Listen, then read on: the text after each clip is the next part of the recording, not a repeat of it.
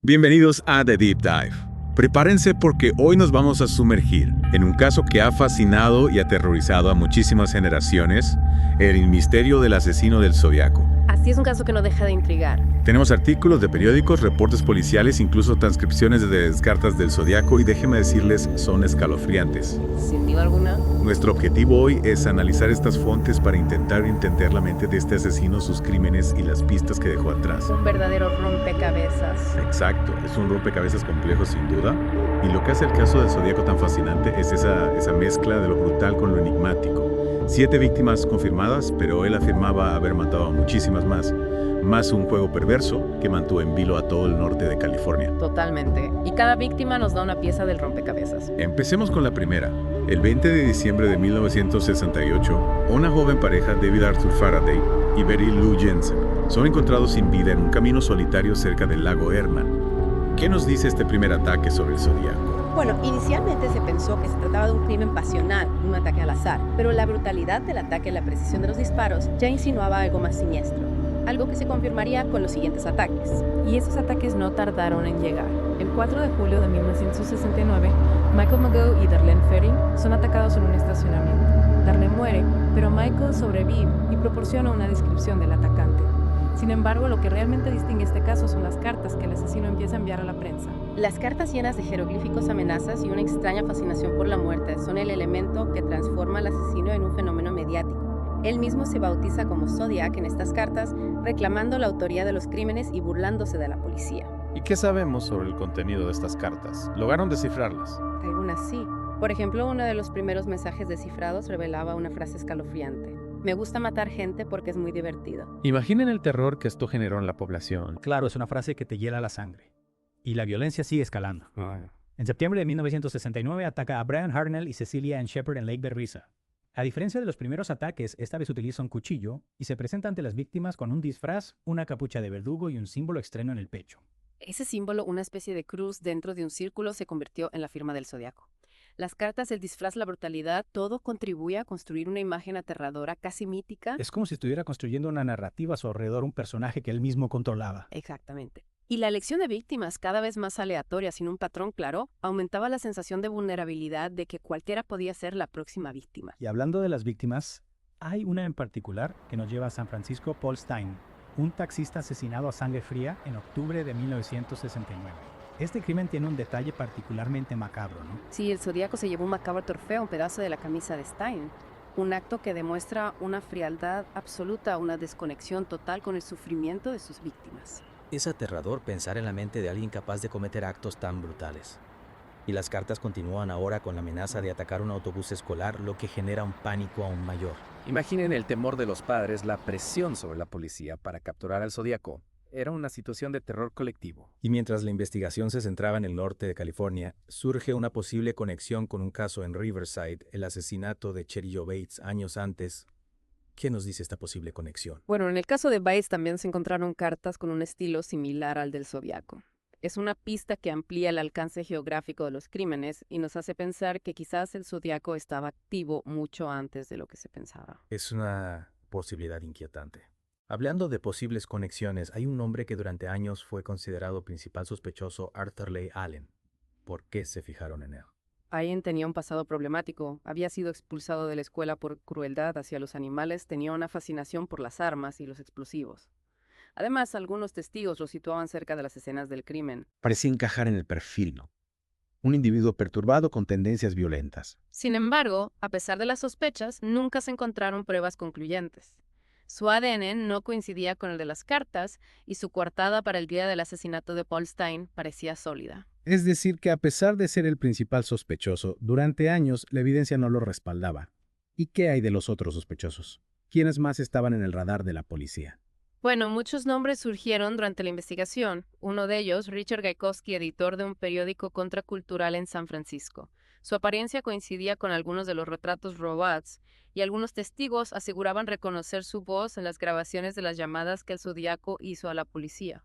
Interesante porque si pensamos en el contexto de la época, un editor de un periódico contracultural podría tener acceso a información y recursos que le facilitarían la comunicación con la prensa y la creación de esos complejos códigos, ¿no? Exacto. Sin embargo, Gaikowski murió en 2004 sin que se pudiera probar su conexión con el caso. La falta de evidencia física fue un obstáculo constante en la investigación. Claro, entiendo. Y si hablamos de teorías intrigantes, no podemos olvidar la de Michael O'Hare, un profesor de Berkeley. Un investigador, Garrett Penn, lo señaló como posible sospechoso, argumentando que los crímenes estaban relacionados con rituales ocultos. Suena un poco a película, ¿no? Sí, es una teoría que ha generado mucha controversia. Ya. Penn veía conexiones con la simbología ocultista en las cartas del zodiaco y en la elección de las fechas de los crímenes. Sin embargo, las autoridades nunca encontraron pruebas que respaldaran esta teoría. Es decir, que a pesar de lo llamativa que resulta la teoría, se queda en el terreno de la especulación. Pero aún hay más nombres en la lista de sospechosos, ¿verdad? Por supuesto. Uno de los casos más curiosos es el de Jack Terence, el padrastro de Dennis Kaufman. Kaufman aseguraba que Terence era el zodiaco y entregó al FBI objetos que supuestamente pertenecían al asesino, incluyendo una capucha similar a la usada en los crímenes. ¿Y qué pasó con esas pruebas? ¿Se pudo confirmar la versión de Kaufman? No, lamentablemente. El ADN no pudo confirmar ni desmentir la teoría. Y este es un patrón que se repite en la investigación del zodiaco. Aparecen pistas que parecen prometedoras, pero luego se desvanecen por falta de pruebas contundentes. Es como si el zodiaco hubiera sido maestra en el arte de la evasión, dejando migajas de información que no conducían a ninguna parte. Un fantasma que se burlaba de la policía desde las sombras. Precisamente. Y mientras las autoridades se centraban en los sospechosos tradicionales, un grupo de detectives aficionados, los casebreakers, decidieron enfocar la investigación desde otro ángulo. Se dedicaron a analizar las cartas buscando pistas ocultas que la policía pudiera haber pasado por alto. Es fascinante cómo, en la era digital, la colaboración ciudadana puede aportar nuevas perspectivas a casos sin resolver.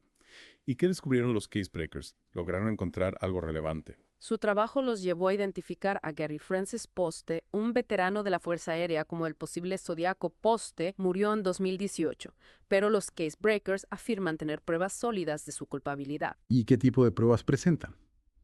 Porque si el FBI no logró resolver el caso en su momento, me imagino que las pruebas deben ser realmente convincentes. Bueno, los casebreakers afirman haber encontrado un mensaje oculto en una de las cartas que revela el nombre de Poste.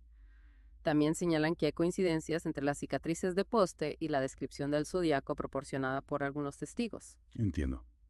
Pero si Poste murió en 2018, ¿cómo se podría confirmar su ADN? ¿Hay alguna muestra con la que compararlo? Ese es el punto clave. Los casebreakers aseguran que el FBI tiene en su poder muestras de ADN Poste, pero que no las ha analizado en relación al caso del zodiaco. De hecho, el FBI inicialmente desestimó la teoría de los casebreakers, pero la presión pública y las nuevas evidencias que han presentado, incluyendo una posible coincidencia de ADN de Poste con una de las víctimas, han obligado a la FBI a retomar la investigación. Es un giro increíble. Después de tantos años, el caso del Zodíaco vuelve a estar en el centro de atención. ¿Significa esto que finalmente estamos cerca de resolver el misterio? Es difícil saberlo con certeza. La investigación está en curso y hasta que el FBI no se pronuncie oficialmente, todo son especulaciones. Pero lo que sí es cierto es que el caso del Zodíaco sigue despertando un enorme interés tanto en la comunidad investigadora como en el público en general. Es un caso que nos invita a convertirnos en detectives, a analizar las pistas, a cuestionar las versiones oficiales. Podría ser que la solución al enigma haya estado ahí todo el tiempo escondida a plena vista. Es una posibilidad. Y quizás con la ayuda de las nuevas tecnologías y la colaboración de investigadores independientes, finalmente logremos desentrañar el misterio del Zodíaco. Es una esperanza que se mantiene viva a pesar del paso del tiempo. En la última parte de este Deep Dive, reflexionaremos sobre el legado del Zodíaco y las preguntas que aún permanecen sin respuesta. ¿Qué nos dice este caso sobre la naturaleza del mal, sobre la fragilidad de la seguridad, sobre nuestra obsesión por resolver lo inexplicable? El caso del Zodíaco, más allá del terror que sembró, nos deja con una serie de preguntas que aún resuenan. ¿Por qué eligió a esas víctimas? ¿Qué significado tenían esos códigos? Y quizás la pregunta más inquietante, ¿por qué se detuvo? Es cierto, las motivaciones del Zodíaco siguen siendo un enigma.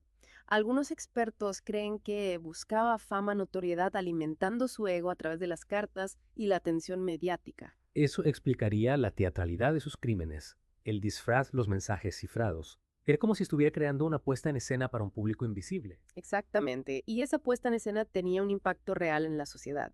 La gente vivía con miedo, la policía estaba bajo una enorme presión y la sombra del Zodíaco se extendía por todos lados. Hablando de las cartas, ¿qué podemos decir sobre los códigos que aún no se han descifrado? Es posible que contengan información clave para resolver el caso. Es una posibilidad que no se puede descartar. Algunos investigadores creen que los códigos podrían revelar detalles sobre la identidad del zodiaco o incluso sobre su motivación. Es como si tuviéramos una parte de la respuesta justo frente a nosotros, pero no tuviéramos la llave para acceder a ella. Es una imagen frustrante, sin duda. Tener las piezas del rompecabezas, pero no poder completarlo. Sobre el hecho de que los crímenes se detuvieran, ¿hay alguna teoría que explique por qué el Zodíaco dejó de actuar? Hay varias hipótesis. Algunos creen que pudo haber muerto o haber sido encarcelado por otros delitos sin que se descubriera su conexión con el Zodíaco. Otros sugieren que quizás simplemente abandonó su macabro juego o que la presión policial lo obligó a ocultarse. Es decir, que la falta de un cierre definitivo o la incertidumbre sobre el destino del Zodíaco es parte de lo que hace que este caso siga siendo tan cautivador. Absolutamente. El misterio sin resolver la posibilidad de que Zodíaco haya estado más cerca de lo que pensamos, la sensación de que el mal puede acechar en cualquier esquina son elementos que alimentan nuestra fascinación por este caso. Y más allá de la fascinación, el caso del Zodíaco nos deja una serie de reflexiones inquietantes. Nos recuerda que a pesar de los avances en la tecnología y en las técnicas de investigación, hay misterios que pueden desafiar nuestra comprensión. Es cierto, el Zodíaco en cierto modo representa la victoria del caos sobre el orden, la capacidad del mal para esconderse a plena vista para burlar nuestros intentos de controlarlo. Es una idea que puede resultar aterradora sin duda. Pero al mismo tiempo, el caso del Zodíaco nos impulsa a no rendirnos, a seguir buscando respuestas, a no dejar que el miedo nos paralice. Exactamente. La búsqueda de la verdad, la lucha por la justicia, el deseo de comprender lo inexplicable, son fuerzas que nos impulsan a seguir adelante, incluso frente a la oscuridad. El caso del asesino del Zodíaco quizá nunca se resuelva por completo. Pero las preguntas que nos plantea, las reflexiones que nos provoca, el impacto que ha tenido en nuestra cultura, todo eso permanecerá con nosotros. Es un recordatorio de que la realidad puede ser más extraña que la ficción y de que la oscuridad, aunque nos atemorice, también puede fascinarnos. Y con esa reflexión final, damos por concluida nuestra inmersión en el misterio del asesino del Zodíaco. Gracias por acompañarnos en este viaje a lo desconocido. Hasta la próxima.